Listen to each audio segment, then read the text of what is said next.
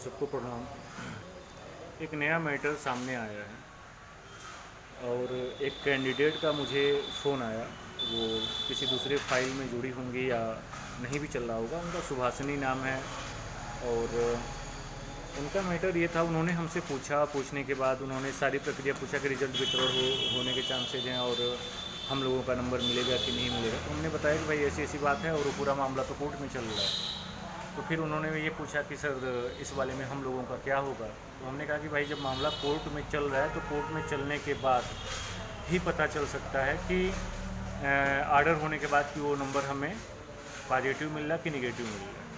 अब इस बीच हमने उनसे उनका नाम पूछा। नाम पूछने के बाद तो नाम पहले तो नहीं बता रही थी, उन्होंने बाद में बताया। और भी प्रक्रियाएं वो जब मैंने सारा डिटेल उनको बताने के बाद उनसे मैंने ये पूछा कि ये बताइए कि जो केस चल रहा है, जिस केस में आप जुड़ी हैं, तो किस फाइल में है। उनको ये भी नहीं पता। मैंने पूछा, मतलब एक मामला बड़ा फ्रॉड का आया है, समथिंग 15 लोगों का ये नया मामला मेरे सामने आया है।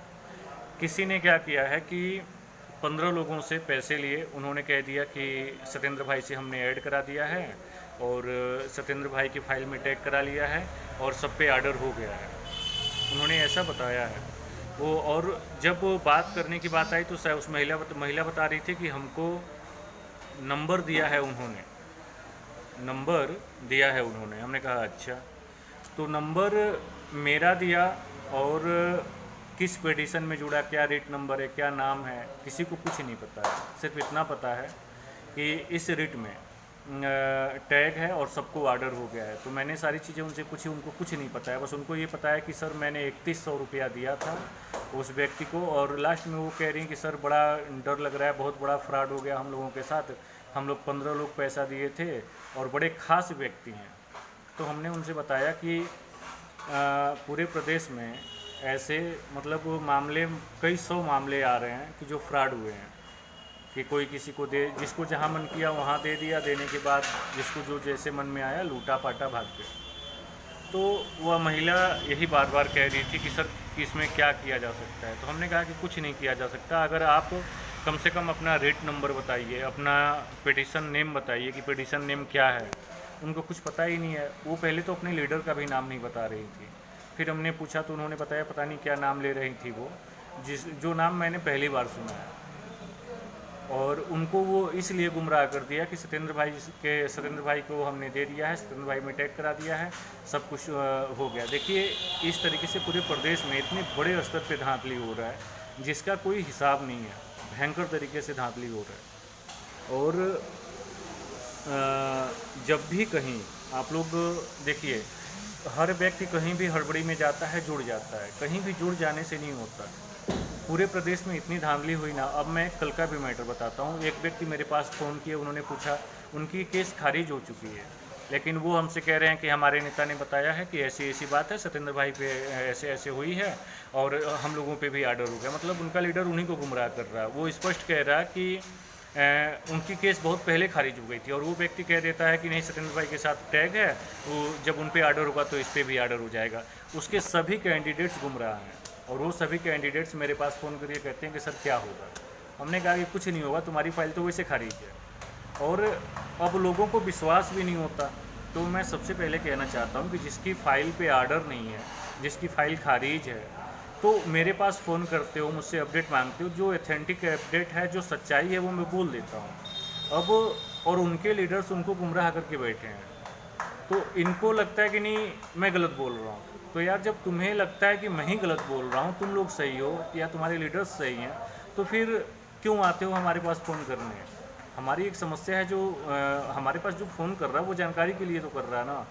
वैसे भी हम नहीं चाहते कोई करे। अगर कोई करता है तो जो जानकारी होती है वो जानकारी मैं दे देता हूँ। अगर आपको लगता है कि आपकी फ़ाइल पे आर्डर है तो मैं क्या कर सकता हूँ। जब आपको लग रहा है, आपके लीडर बता रहे हैं, और मुझे तो पता है कि 15 फाइल के बाद किसी पे आर्डर नहीं हुआ था।